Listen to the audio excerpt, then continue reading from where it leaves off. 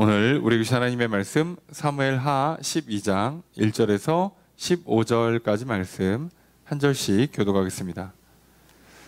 여호와께서 나단을 다윗에게 보내시니 그가 다윗에게 가서 그에게 이르되 한 성읍에 두 사람이 있는데 한 사람은 부하고 한 사람은 가난하니 그 한 사람은 양과 소가 심히 많으나 가난한 사람은 아무것도 없고 자기가 사서 기르는 작은 암양 새끼 한 마리뿐이라. 그 암양 새끼는 그와 그의 자식과 함께 자라며 그가 먹는 것을 먹으며 그의 잔으로 마시며 그의 품에 누움으로 그에게는 딸처럼 되었거늘 어떤 행인이 그 부자에게 오매 부자가 자기에게 오매 자기의 양과 소를 아껴 잡지 아니하고 가난한 사람의 양 새끼를 빼앗아다가 자기에게 온 사람을 위하여 잡았나이다 하니 다윗이 그 사람으로 말미암아 노하여 나단에게 이르되 여호와의 살아계심을 두고 맹세하노니 이 일을 행한 그 사람은 마땅히 죽을 자라. 그가 불쌍히 여기지 아니 이런 일을 행하였으니 그 양 새끼를 4배나 갚아 주어야 하리라 한지라. 나단이 다윗에게 이르되 당신이 그 사람이라. 이스라엘의 하나님 여호와께서 이와 같이 이르시기를 내가 너를 이스라엘 왕으로 기름 붓기 위하여 너를 사울의 손에서 구원하고 내 주인의 집을 내게 주고 내 주인의 아내들을 내 품에 두고 이스라엘과 유다 족속을 내게 맡겼느니라. 만일 그것이 부족하였을 것 같으면 내가 내게 이것저것을 더 주었으리라. 그러한데 어찌하여 내가 여호와의 말씀을 업신여기고 나 보기에 악을 행하였느냐. 내가 칼로 헷사람 우리아를 치되 암몬 자손의 칼로 죽이고 그의 아내를 빼앗아 내 아내로 삼았도다. 이제 내가 나를 업신여기고 헷사람 우리아의 아내를 빼앗아 내 아내로 삼았은즉 칼이 내 집에서 영원토록 떠나지 아니하리라 하셨고 여호와께서 또 이와 같이 이르시기를 보라 내가 너와 내 집에 재앙을 일으키고 내가 내 눈 앞에서 내 아내를 빼앗아 내 이웃들에게 주리니 그 사람들이 내 아내들과 더불어 백주에 동참하리라. 너는 은밀히 행하였어. 나는 온 이스라엘 앞에서 백주에 이 일을 행하리라 하셨나이다 하니 다윗이 나단에게 이르되 내가 여호와께 죄를 범하였노라 하매 나단이 다윗에게 말하되 여호와께서도 당신의 죄를 사하셨나니 당신이 죽지 아니하려니와 이 일로 말미암아 여호와의 원수가 크게 비방할 거리를 얻게 하였으니 당신이 낳은 아이가 반드시 죽으리이다 하고 함께 읽습니다. 나단이 자기 집으로 돌아가니라. 아멘. 자리에 앉으시기 바랍니다. 할렐루야. 거룩한 주일 주님 전에 나와 예배드리신 성도님들을 주님의 이름으로 환영합니다. 우리 옆에 있는 분들과 사랑의 교제를 나누겠습니다. 인사합시다. 사랑합니다. 축복합니다. 이 시간 주 앞에 나와 예배드리시는 성도님들에게 주님의 크신 은혜가 함께 있기를 주의 이름으로 축복합니다. 우리는 주일날 예배 시간을 통하여서 사무엘하 말씀을 살펴보고 있습니다. 다윗이 이제 유다뿐만 아니라 이스라엘까지 왕이 되었고 예루살렘에 왕궁을 짓고 또 언약궤를 모셔오고 또 성전 건축까지 하려고 하다가 하나님께서 성전 건축은 이제 마음만 받으시고 이제 그 다음에 짓기로 다 결정하십니다. 그러면서 소위 다윗 언약이라 불리는 언약을 주세요. 엄청난 복을 약속하십니다. 다윗은 가는 곳마다 전쟁을 이기고 다윗이 통치함으로 인해서 이제 이스라엘 전역에 기근이나 전염병이 떠나고 전쟁을 이기고 말 그대로 태평성대를 누리게 됩니다. 참 좋은 시기를 보내고 이제 그 사이에 암몬 족속이 다윗과의 이 조공을 맺는 계약을 깨면서 자꾸 덤벼요. 그래서 이 족속을 치기 위해서 이스라엘이 전쟁을 치르게 됩니다. 근데 안타까운 건 이 전쟁에 언약궤까지 들고 나가는 말 그대로 거룩한 전쟁, 성전인데 다윗은 이 전쟁에 참전하지를 않습니다. 다윗이 아프거나 너무 늙어서 전쟁에 참여하기 어려운 게 아니라 특별한 이유 없이 그냥 참전하지 않았어요. 자, 여기서부터 우리는 참전을 하지 않은 것 자체가 엄청난 죄다라고는 말 못하지만 벌써 뭔가 다윗의 영혼의 상태가 나빠지고 있구나. 다윗의 영혼의 믿음이 줄었구나. 사랑이 식고 있구나. 하나님을 향한 사랑, 이스라엘을 향한 사랑이 식었다는 뜻이에요.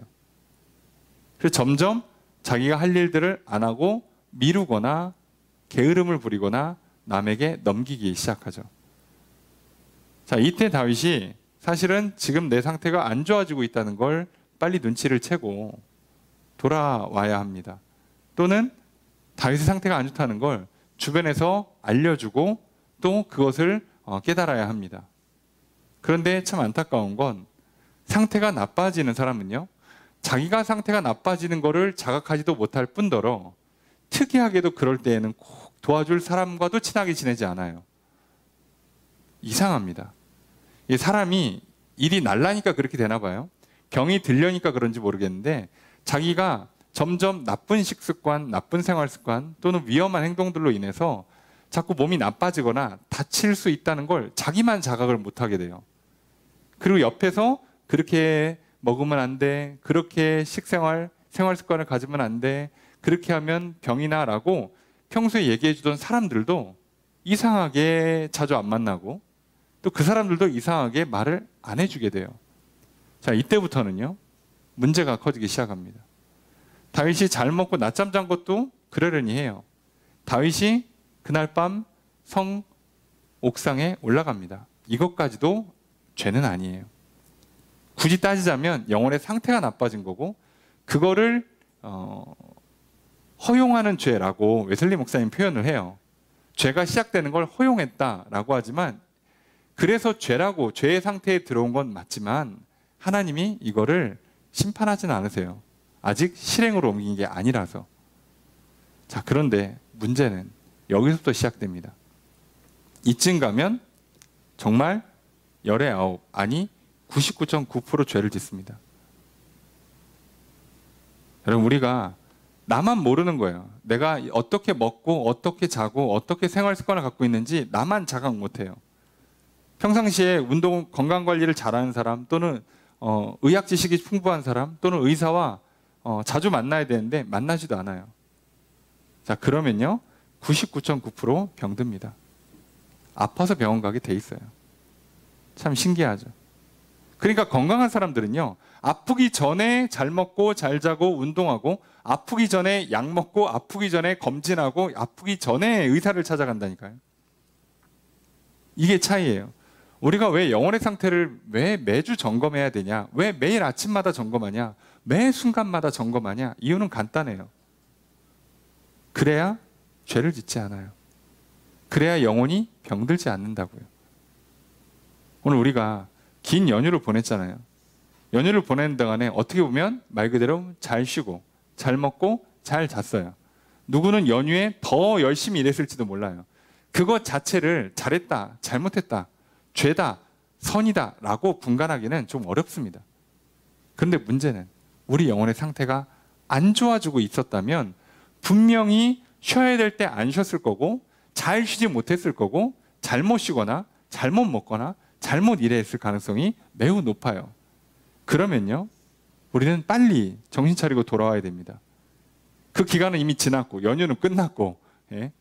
그저 벌써 날이 갑자기 추워지면서 뭔가 연휴 때 좀 무리하셨거나 연휴 때 뭔가 관리를 소홀히 하신 분들은 벌써 이제 그저 콜록콜록 거리고 콧물이 흐르고, 예, 이렇게 몸에 이렇게 두통, 오한, 발열이 나기 시작하면서 뭔가 컨디션이 나빠지고 있죠, 벌써. 아니, 그렇게 푹 쉬었으면 아주 쌩쌩한 몸으로 오늘 예배드리러 왔을 때는 막 눈이 막 초롱초롱 빛나고 막 얼굴에 막 혈색이 돋고, 예, 뭐 그래야 되는 거 아닙니까? 근데 벌써 약간 이제 벌써 약기운에 취해가지고 벌써 이렇게 눈을 감으시는 분들이 계시는데, 자, 벌써 우리는 상태가 나빠지고 있죠. 그러면 눈치를 채야 돼요. 아, 내가 지금 병들고 있구나. 내 영혼이 믿음이 식고 있구나. 사랑이 식고 있구나. 다윗이 이걸 몰랐어요. 그리고 나서부터는 이제 심각한 문제가 됩니다. 갑자기 뭔가 육신의 정욕, 안목의 정욕을 찾게 돼요.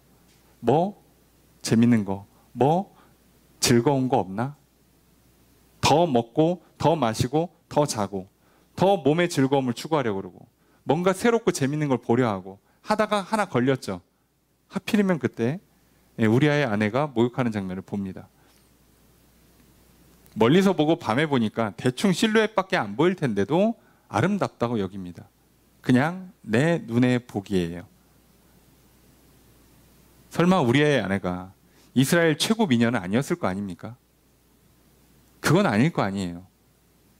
그랬으면 벌써 다윗이 부인으로 삼았지.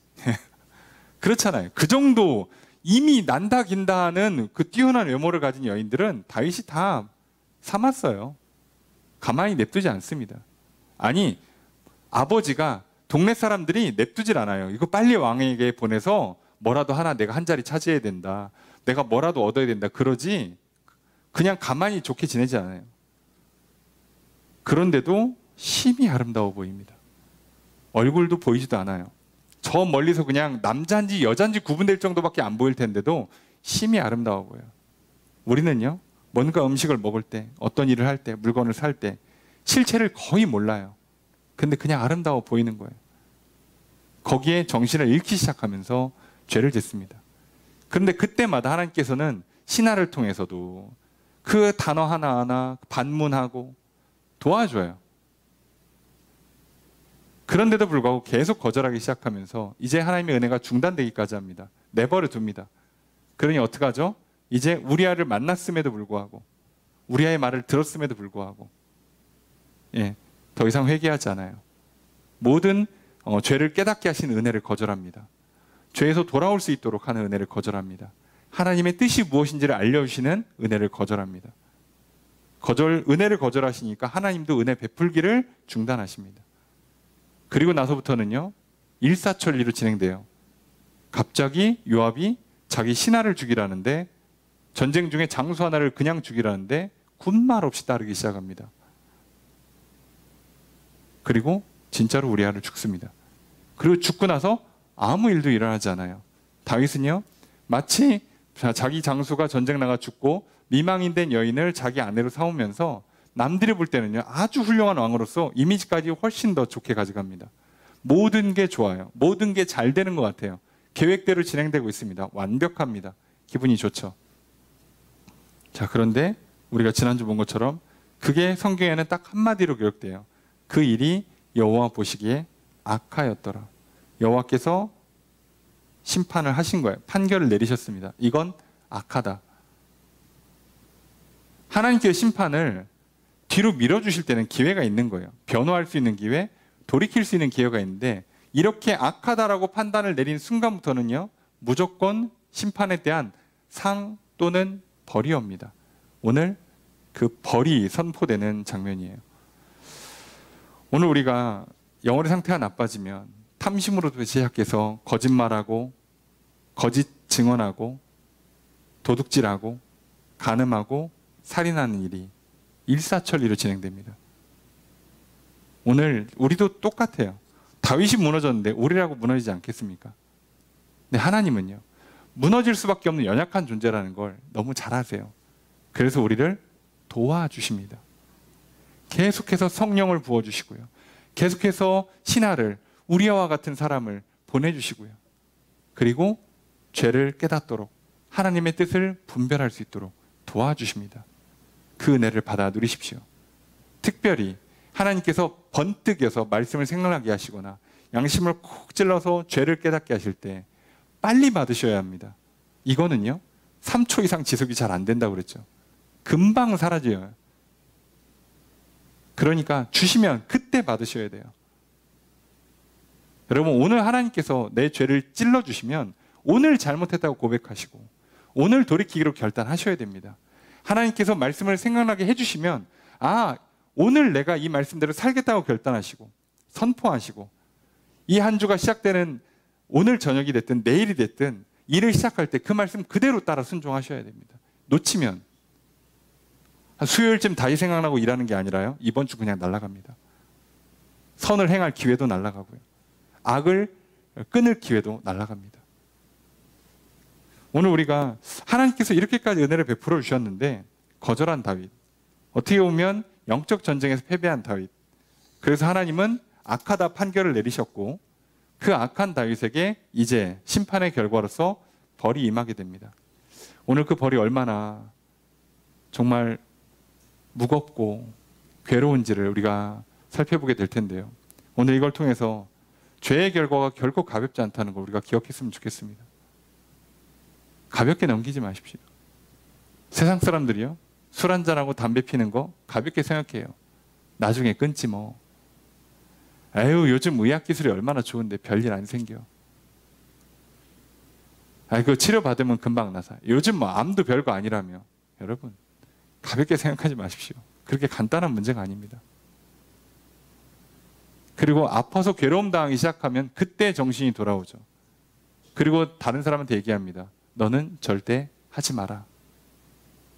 그런데요, 인류 역사 내내 이걸 반복했는데 세대에서 세대로 이렇게 하면 안 좋습니다라고, 이렇게 하면 괴롭습니다라고 전해줬는데 말을 듣기는커녕 오늘날 더 안 듣습니다. 가면 갈수록 더 안 들을 겁니다.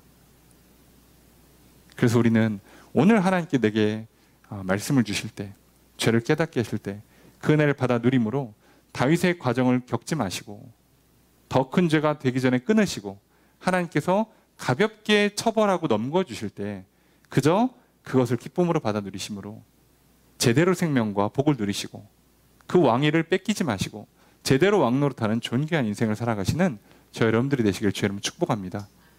오늘 우리는 다윗을 반면교사로 볼 수밖에 없어요. 참으로 다행인 건 다윗이 사울처럼 완전히 무너내리지는 않았다는 거예요. 도대체 어떻게 이런 일이 가능한가? 죄가 얼마나 무섭고 그 죄의 결과에도 불구하고 다윗은 어떻게 회복할 수 있었는가? 오늘 우리는 말씀을 통해 살펴보려고 합니다. 먼저 1절 말씀 함께 읽겠습니다. 시작.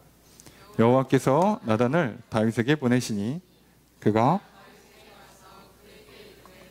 한 성읍에 두 사람이 있는데 한 사람은 거하고 한 사람은 가난하니. 여호와께서 나단을 보내십니다. 자, 이때는 죄를 깨닫게 하는 게 아니라 죄에 대한 심판의 메시지가 전달되는 겁니다. 이때는 문제를 중단하거나 적정한 선에서 봉합할 수가 없고요. 끝난 거예요. 일이 끝난 거예요. 일이 벌어진 겁니다. 자, 그래서 다윗은 절대 지금 선지자든 제사장이든 찾아가질 않아요. 걸릴까 봐. 무슨 이유인지 모르겠는데 안 합니다. 여러분, 우리도 알죠. 선생님 안 찾아가는 학생이 훌륭한 그 배움의 태도를 갖고 있는 건 아닌 게 맞아요. 의사를 자주 찾아가지 않는 환자라면, 내가 몸에 뭔가 이상 신호가 있는데도 의사를 자주 찾아가지 않는다면 이 사람은요, 병 고칠 마음이 없는 게 맞아요. 맞죠? 건강관리를 잘하고 있는 게 아니에요. 마찬가지입니다. 성도가 신앙생활을 하는데 뭔가 좀 이상해, 뭔가 좀 불편해, 뭔가 자꾸 불안해. 그런데 하나님을 찾지 않는다. 그런데 제사장, 그런데 선지자, 오늘 없으니까 그냥 그런데도 목회자나 교회의 성도들과 함께 이 문제를 나누면서 기도하지 않는다? 그럼 이 사람은요, 병을 키우는 거예요. 이건 피할 방법이 없습니다. 안타깝지만 도와줄 수 없어요. 혹자는 이렇게 얘기할지 몰라요. 나단은 뭐 했냐고 1년 동안. 여러분, 이 짧은 말이요, 11장과 12장 사이에 벌써 텀이 1년 생긴 거예요. 왜요? 이 말 떨어지고 바로 다음 이어서 아이가 태어났는데 죽어요. 그러니까 벌써 지금 아이가 태어날 때가 된 거예요. 시간이 1년 지났습니다. 1년. 죄를 짓고. 그 1년이란 시간 동안 기회를 줬는데 다윗이 안 받는 거예요. 겉으로는 아무 일 없고 속으로는 계속 은근히 찔리고 은근히 불안하고 이상하게 잠 못 자고 이상하게 소화가 안 되고 이상하게 뭔가 이렇게 마음이 편치 못한 일이 반복되는데도 불구하고 선지자를 찾아가거나 제사장을 찾아가지 않았어요. 그래서 이제 하나님이요, 나단을 보내십니다. 이건 도와주는 게 아니라요, 심판하는 거예요. 심판. 이땐 끝난 겁니다. 여러분, 아파서 실려서 병원 가시잖아요. 그럼요, 고치는 게 아니라 수술이에요, 수술. 수술 한번 해보세요. 이때부터 무슨 싸움이에요? 예전처럼 완벽하게 회복하기는 어렵습니다.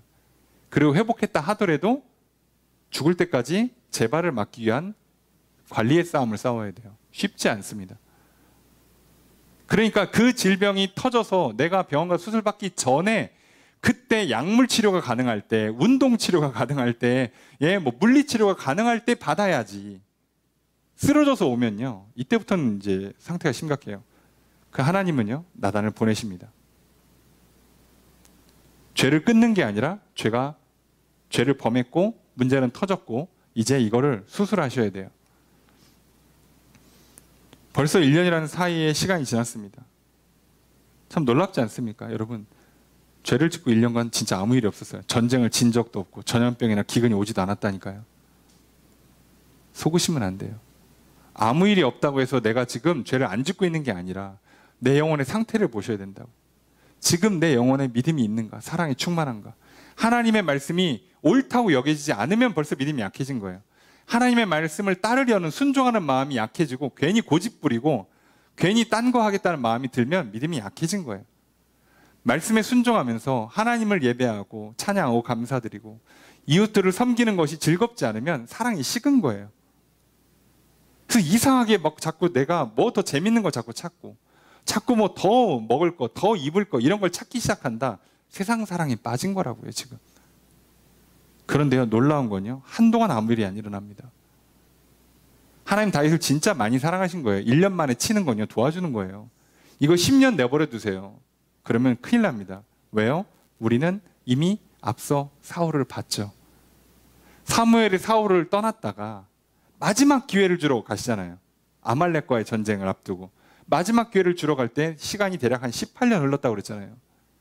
완전히 냅둔 거예요, 완전히. 그리고 진짜 마지막 기회, 진짜 우리를 치면은 마지막 동아줄이 내려왔는데 그걸 끊었어요, 사울이. 자, 이 마지막 동아줄이 내려오는 건요, 이미 앞에서 불순종했기 때문에 왕권은 끝난 거예요. 왕권이 끝났어요. 왕권은 뺏기는 게 이제 정해진 거고, 마지막 동아줄은 살려준다예요, 사실. 생명을 지켜주겠다. 너가 그래도 죽을 때는 편안히 너의 생을 누리다가 죽게 하겠다는 건데, 이거를 거절하는 바람에 사울은요, 사울과 자기 집안 모든 사람들이 다 죽는 하나님의 심판을 받아야 돼요. 그래서 전쟁에서 비참하게 죽었고 남은 후손들마저 이후에 다 제거당합니다. 무섭다니까요.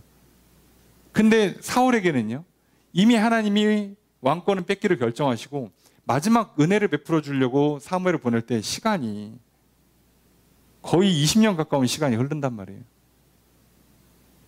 여러분, 우리가요, 죄를 짓고요, 하나님께서 은혜를 베풀기를 중단하시잖아요. 그러면요, 잘못하면 20년 만에 찾아오세요. 그럼 그 사이에 내 인생은요, 계속 사울이 어떻게 됐죠? 전쟁은 패배했죠. 나라는 줄어들죠. 점점 기근 전염병이 돌기 시작하죠. 어려워져요. 오늘 우리가 이게 얼마나 무서운 일인가 기억하면서 1년 만에 찾아온 건 큰 은혜라는 걸 기억하셔야 돼요. 여러분, 그런데 오늘 내가 죄를 짓는데 실시간으로 하나님이 내 양심을 찌른다? 뭐가 일을 하려고 하는데 자꾸 막 일이 막혀. 왜 그러지? 순간 생각이 들죠. 하나님 기뻐하지 않으신가? 은혜라고요, 지금. 기도 한 번 더 하시라고요. 하나님 앞에 돌아가시고 그 은혜를 받아 누리시라고요. 이거 거절하면요, 다음엔 1년 뒤에 와요. 다음에는 잘못하면 20년 뒤에 온다고요. 다윗이 거절했잖아요. 그 연타로 그렇게 막 신하가 우리야 아내인데 모르십니까? 제사장의 손녀인데 모르십니까? 이거 왜 부르십니까? 이렇게 질문할 때 찔릴 거 아니에요. 우리아가 와서 잠자리를 안 할 때 찔릴 거 아니냐고. 우리아가 아니 언약궤가 나가 있는 전쟁을 치르는데 내가 어떻게 편히 잠을 잡니까? 그 말 들으면 찔릴 거 아니냐고. 그때 받았어야지. 다 거절하고 나서부터는요, 이제 아무 일이 안 일어나요. 우리아를 죽여도 그냥 죽게 만들고, 아이 낳고 내 아이 삼고 부인 삼고 1년간 아무 일이 없어요. 좋은 게 아니라고요. 자, 나단을 통해서 보내십니다. 여러분, 오늘 하나님께 나에게 진짜 실시간으로 막 개입하십니까? 내 인생 피곤하십니까? 일이 자꾸 안 돼. 막 제가 왜 저러는 거야, 나한테? 왜 그러지? 왜 자꾸 아프지? 왜 자꾸 막 힘들지? 여러분, 감사히 받으세요. 다 은혜입니다. 하나님 나를 사랑하신다고 지금 살려주신다고. 여러분 뒤에 나오지만요. 이거 다윗이 여기서 이 은혜를 안 받았잖아요. 그럼 하나님은 다윗을 죽일 생각이었어요. 아십니까? 살려줄 것 같죠? 죽인다고요. 여러분 우리가 오늘 살아있으니까 삶이 아무런 느낌이 없이 다가오지, 여러분 어제 진짜 죽을 뻔하다 살아나 보세요. 느낌이 어떨까요? 어제 또 지진이 있었어요. 아프가니스탄에. 원래 지진 안 나는 동네인데 났어요. 2차례 연달아 났습니다. 지금 확인된 게 100명대가 넘어가요. 예측은 역시나 1000명이 넘을 거로 봐요. 알았을까요? 거기에 지진이 날 거를. 알았으면 거기 살았을까요? 전날 도망갔지. 여러분 오늘 우리가 하루하루 이 생명이 얼마나 귀하고, 게다가 죽음 이후에 영원한 생명을 누린다는 것을 생각해 보면 하나님께서 사망의 심판을 내린다는 거 얼마나 무서운 심판인지를 좀 기억하셔야 돼요. 여러분 건강이 얼마나 소중한지는 꼭 잃고 나서 알잖아. 먹어도 소화가 안 되고, 부러져서 걷지도 못하고, 아파서 일도 못할 때요. 야, 차라리 건강할 때 잘 먹고 잘 놀고 일 열심히 할 거리라는 생각이 들죠. 하나님 살려만 주시면 제가 잘 살겠습니다. 이 소리가 절로 나오죠. 근데 이상하죠. 살려주면 안 해. 살려주면 안 해. 죽을 것 같으면 살려달라고 빌고. 이거 뭐 하는 거예요? 그죠? 말 그대로 있을 때 잘해야죠. 주실 때 잘 받으면 돼요. 우리의 싸움은 이 싸움이에요. 은혜를 잘 받는 싸움입니다. 뭘 자꾸 하나님께 드리고 말 것도 없어요. 뭘 받아야 드리지. 살아야 뭘 찬양을 드리고 예배를 드리죠. 복을 받아야 그 중에 11조를 드리고 그 중에 시간을 드리고 내 몸을 드리지. 살아야. 목사님 저도 마찬가지예요. 성도가 환자인데 와서 봉사를 어떻게 시켜요? 성도가 이미 빚더미에 앉아있는데 무슨 거기다가 물질로 섬기라고 권면도 못해요. 솔직한 말로. 그냥 살아있음에 감사하지. 그냥 기도해줘야지. 뭘 합니까? 주일 성수도 안 되는 분이랑 무슨 동역을 하겠어. 생각을 해보세요. 못해요. 어차피. 그러니 먼저 이거부터 회복하시라고. 하나님도요. 우리가 죄를 못 이긴다는 거 아니까 먼저 용서부터 하시고 다시 새롭게 해주시잖아요. 죄를 이길 수 있도록. 그리고 뭐라고요? 이제 이겨서 제대로 승리해보자 라고 말씀하시죠. 그걸 아는 다윗이 심지어 무너졌어요. 여러분 우리 이렇게 약합니다. 인정하셔야 돼요. 자, 나단이 와서요. 뜬금없이 오자마자 당신이 죄인입니다. 그럼 나단도 죽어요. 지금 다윗 상태가 안 좋기 때문에 대놓고 못 얘기해요. 그래서 나단이 돌려서 얘기합니다. 마치 내가 백성 중에 억울한 사람이 하나 있는데 왕한테 얘기해 주는 것처럼 와서 얘기를 하는 거예요. 자, 그래서 얘기합니다. 성에 부자가 있고 가난한 사람이 있다. 부자는 소와 양이 엄청 많고 가난한 사람은 새끼 양 한 마리 있는데 나그네가 방문을 했어요. 대접하는 게 율법이에요. 부자가 대접하려고 봤는데 자기 양 아깝지. 그래가지고 한 마리 갖고 있는 그 가난한 사람 양을 뺏어서 대접을 했어요. 자, 그 얘기를 다윗한테 얘기합니다. 이거 어떡합니까? 라고 하니까 다윗이 뭐라고 얘기하는지 우리 5절 함께 읽습니다. 시작.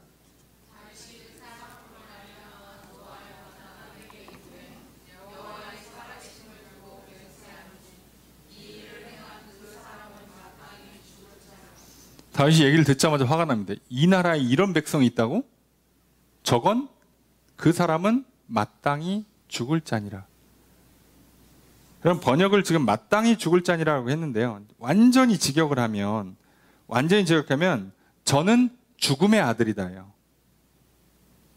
저 인간은 죽은 사람이다, 죽을 사람이다, 죽일 사람이라는 뜻이에요. 직역이 그래요. 그래서 이거를 조금 의역하면 영어 성경이나 한글 성경은 다 뭐라고요? 죽어 마땅하다예요.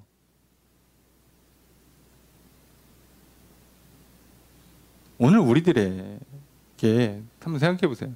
다윗이 자기가 봐도 이런 일하는 사람은 죽어 마땅해요. 여러분 생각해 보세요. 우리가 어제 지난주 한 일을 생각해 보세요. 나는 병들어 마땅해요. 저 사람과 싸움이 나야 마땅해요. 가정이 깨져야 마땅하고요. 사고를 당해야 마땅하다고. 그런데 지금 나는 살아있잖아요. 수많은 사람들이 어이없는 질병과 어이없는 사고로 죽어나가요. 하루에도 우리나라에만 하루에 최소한 몇십 명 이상이 그냥 죽어요. 이유 없이 그냥 죽어요. 자연사. 질병으로 죽고요. 자살로 죽고요. 여러분 자살로 죽는 사람만 하루에 대략 한 4, 50명이 나와요. 하루에. 이 나라에서, 이 작은 나라에서. 생각해보세요. 적은 숫자가 아니잖아요. 우리 사망자가 1년에 50만 정도 나온단 말이에요. 그러니까 사실 하루에 한 2,000명씩 죽거든요.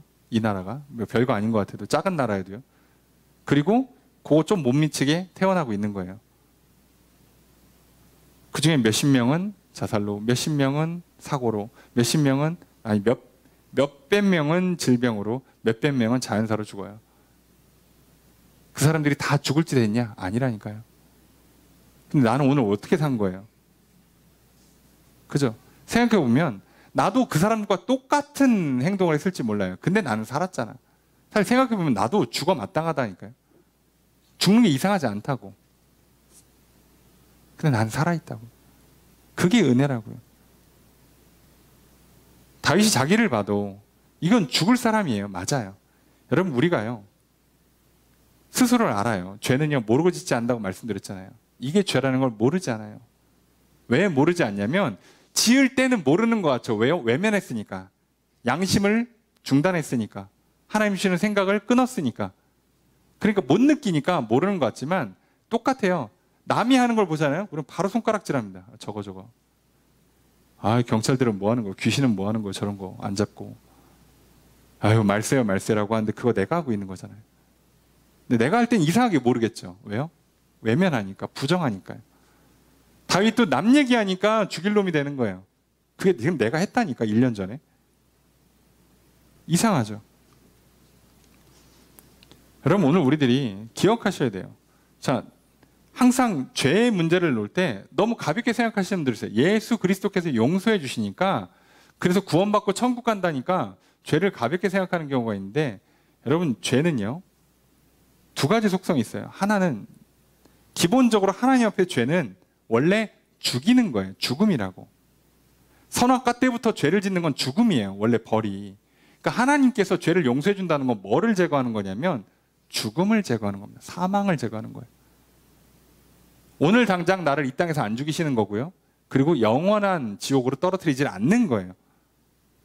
그럼 죄의 죄의 결과물인 사망을 제거하시고 뭐는 제거 안 하시냐면 죄의 결과로서 오는 소위 벌 또는 죄를 다시 짓지 않도록 만들기 위해서 주는 훈련. 그래서 그리스도인들에게는요, 이게 징벌임과 동시에 훈련이 되는 경우가 많아요. 이거는요, 무조건 옵니다. 근데 많은 그리스도인들이 이걸 자꾸 속아요. 여러분, 내가 죽을 병에 걸렸어요. 아까도 말씀드렸죠. 쓰러져서 병원에 갔습니다. 의사가 전지전능한 의사야. 살려내. 어떻게든. 자, 그럼 나는 어떻게 된 거예요? 살았어요. 의사가 한 가지만 요구해. 나 믿습니까? 수술대 올라가세요. 사인하고. 그거 하나면 내가 당연히 살려줄게. 살려줬잖아요. 자, 살려줬어요. 근데 무슨 일이 생겼어요? 몸의 일부가 제거됐죠. 앞으로 평생 약을 먹거나 관리를 해야 되죠. 운동을 하거나. 이건 안 사라진다니까요. 사라진 게 아니에요. 이거는 계속 가요. 그래서 쓰러지기 전에는 별 문제 아니었는데 쓰러지고 나면요, 그 다음부터는요 엄청 힘들어요. 인생이. 먹는 거, 자는 거 하나하나 다 신경 써야 되잖아요.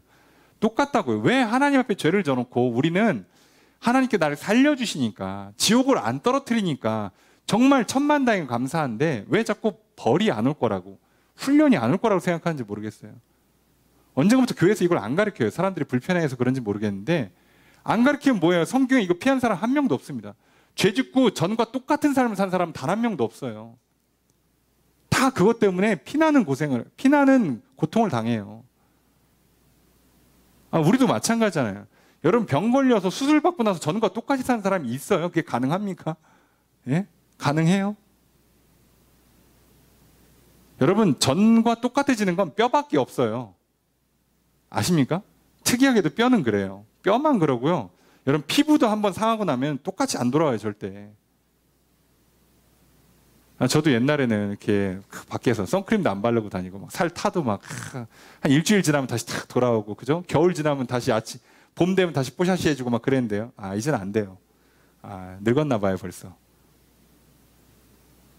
제가 생각해도 이거 왜 이러지 싶어요. 당연한 거 아닙니까? 안 된다니까요. 나이가 들면 더 안 되는 게 정상이에요. 근데 왜 우리는 하나님 앞에서 이걸 자꾸 외면하냐고. 사단이 속이는 거예요. 여러분, 죄에는 벌이 있다니까요. 왜 벌이 없어요? 벌이 있다고. 죄 짓지 말라고 얘기하는 게 여러분 단지 지옥 갈까 봐가 아니라 웬만하면 예수 그리스도 믿는 사람들요, 하나님 웬만하면 천국 보내주셔요. 솔직히 말하면. 근데 문제는 여기서 지옥처럼 살다 천국 가는 건 쉬운 문제가 아니고요.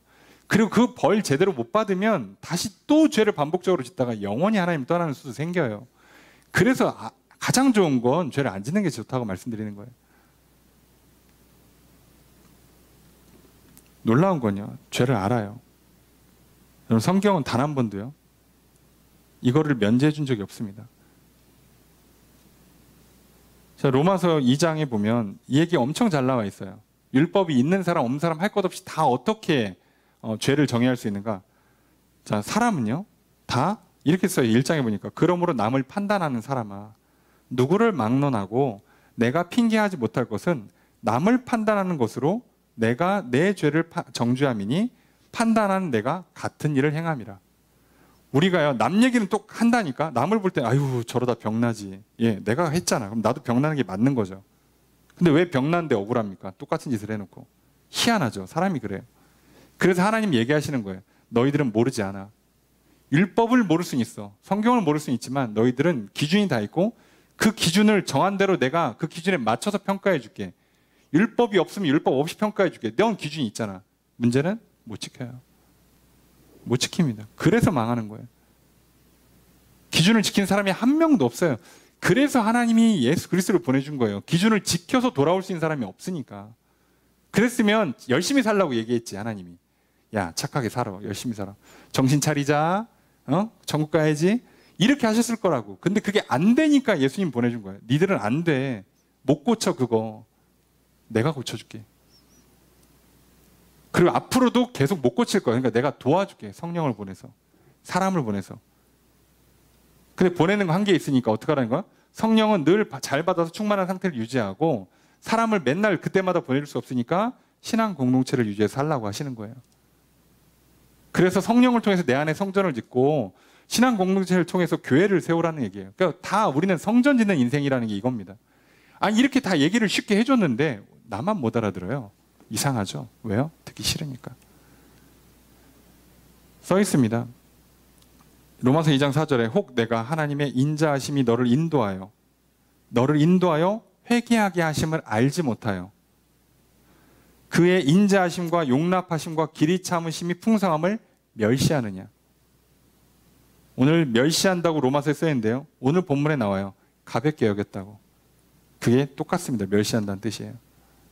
다윗도 똑같이 했죠. 그래서 5절에 보니까 다만 내 고집과 회개하지 아니한 마음을 따라 진노의 날 곧 하나님의 의로우신 심판이 나타나는 그날에 임할 진노를 내게 쌓는다. 무조건 진노는 오게 돼 있어요.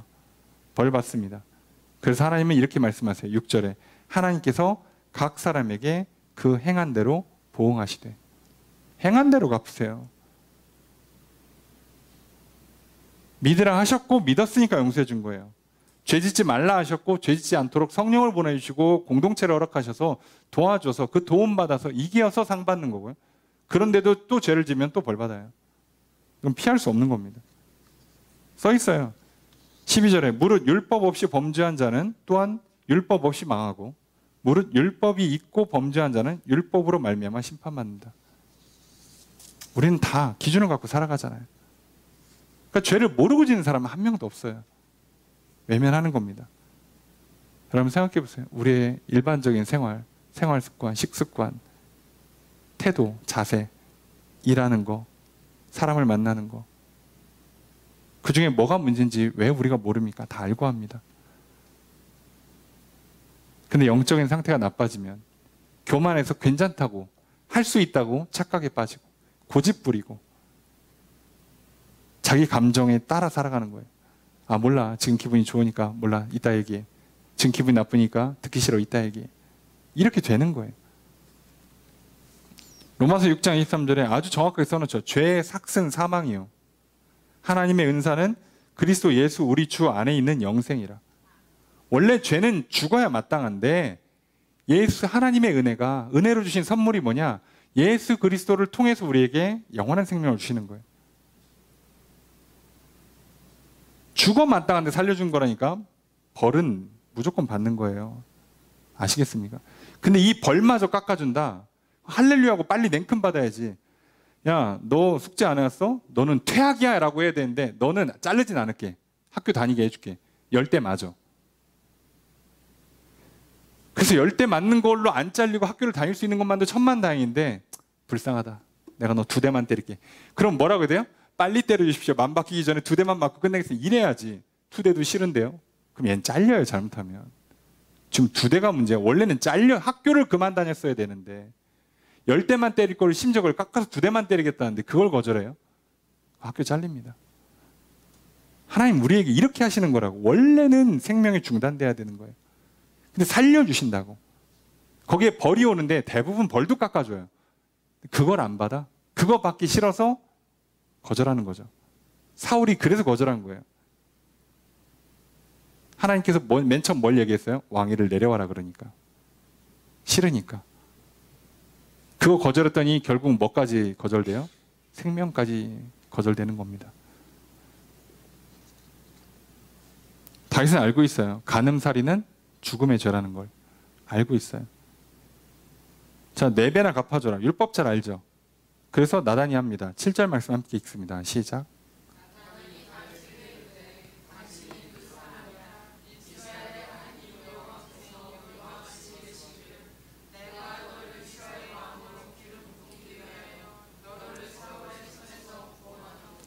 나단이 한마디 하고 끝내는 거예요.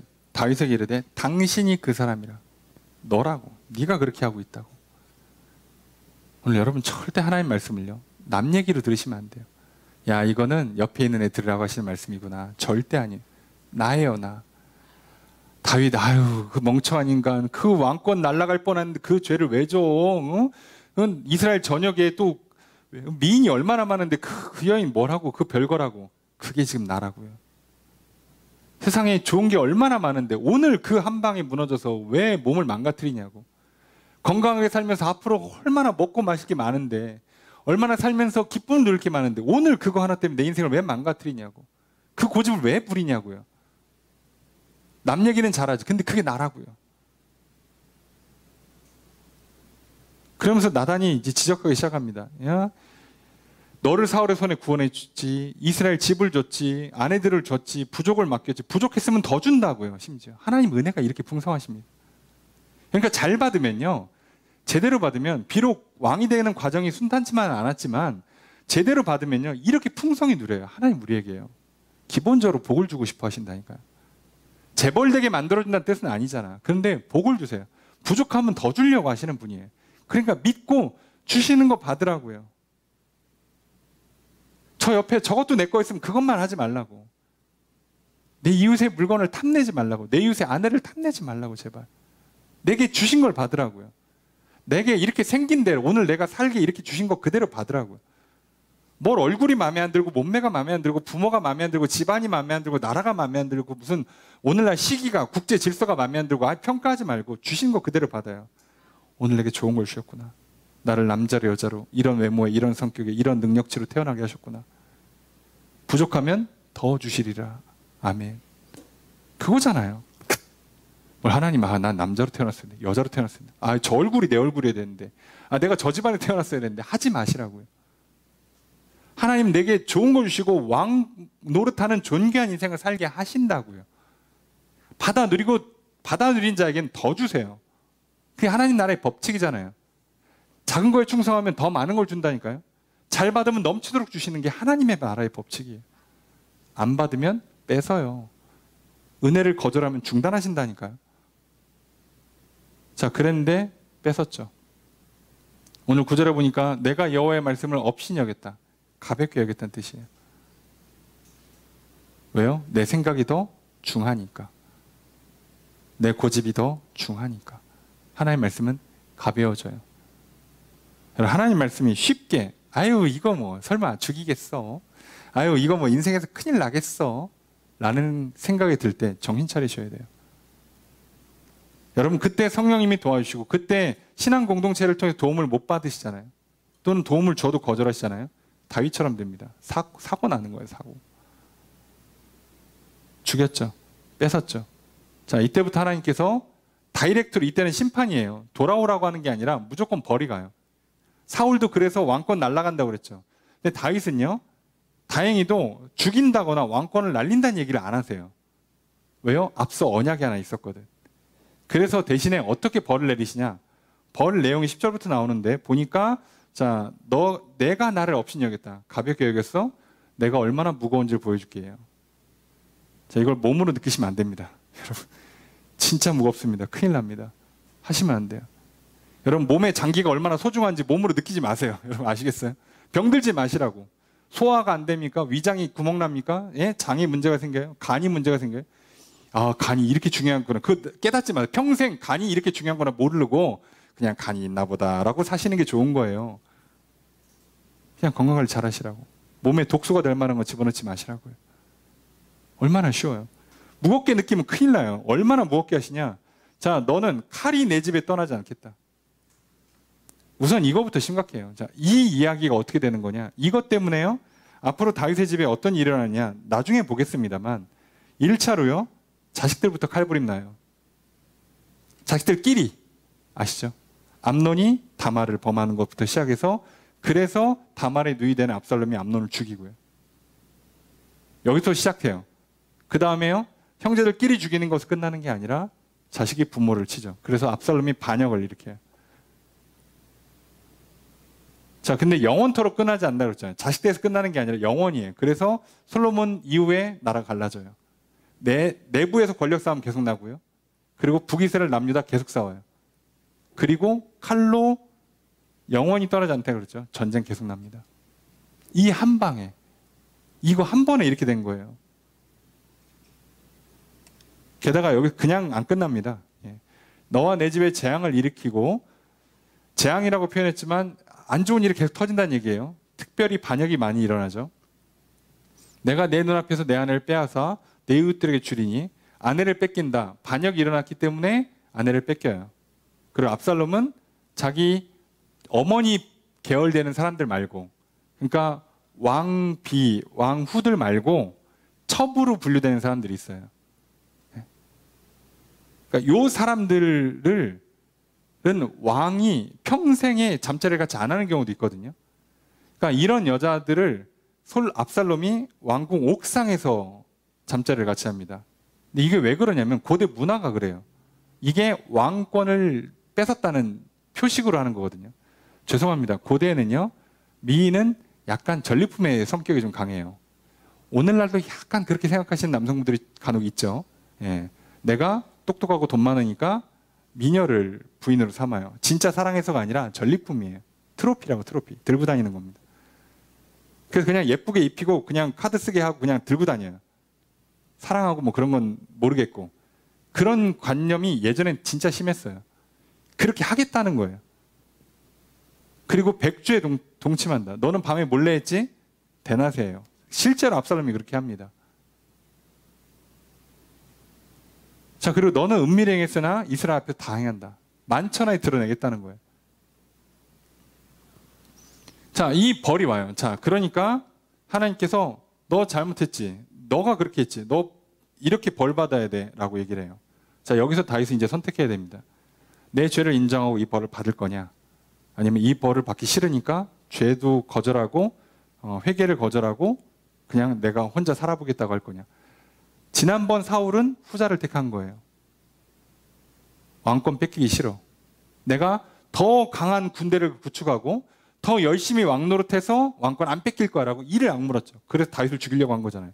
다윗이 왕권을 뺏을 수 있는 후보자, 얘를 죽여야지. 이렇게 한 거잖아요. 자, 그런데 다윗은요, 여기서 차이가 난 거죠. 13절 함께 읽습니다. 시작.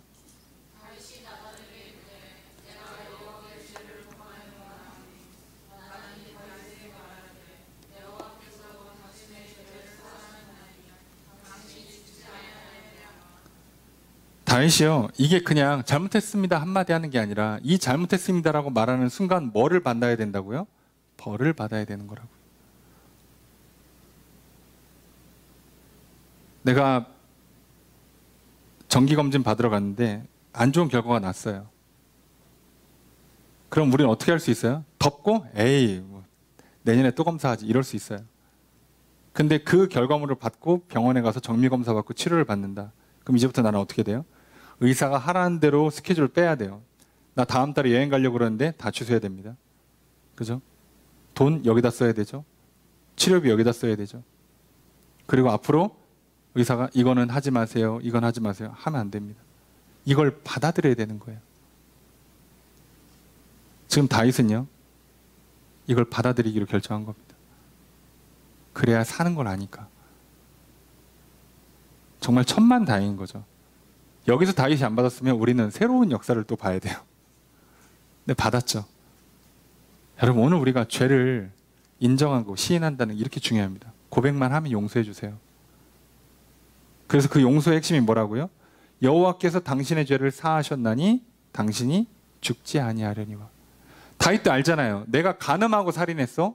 죽어 마땅해요. 그런데 하나님께서 다윗에게 넌 그건 죄야. 너 이제 벌 받아야 돼. 어떡할 거야? 라고 했더니 내 죄진 거 맞습니다. 벌을 달게 받겠습니다. 살려만 주십시오. 뒤에는. 그랬더니 하나님께서 살려줄게. 살려줄게. 여러분 오늘 우리가 죄를 범했으면요. 우리가 할 건 이제 하나밖에 없어요. 내가 죄인입니다. 벌을 달게 받습니다. 진노 중에 긍휼을 베풀어 주십시오. 이거밖에 할 게 없어요. 그러니까 이거 가기 전이 제일 좋은데 갔으면 이거밖에 없어요.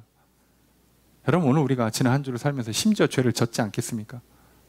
다행히 심각한 간음, 살인까지 가는 죄가 아니었으면 천만다행이죠. 그래도요. 죄는 죄입니다.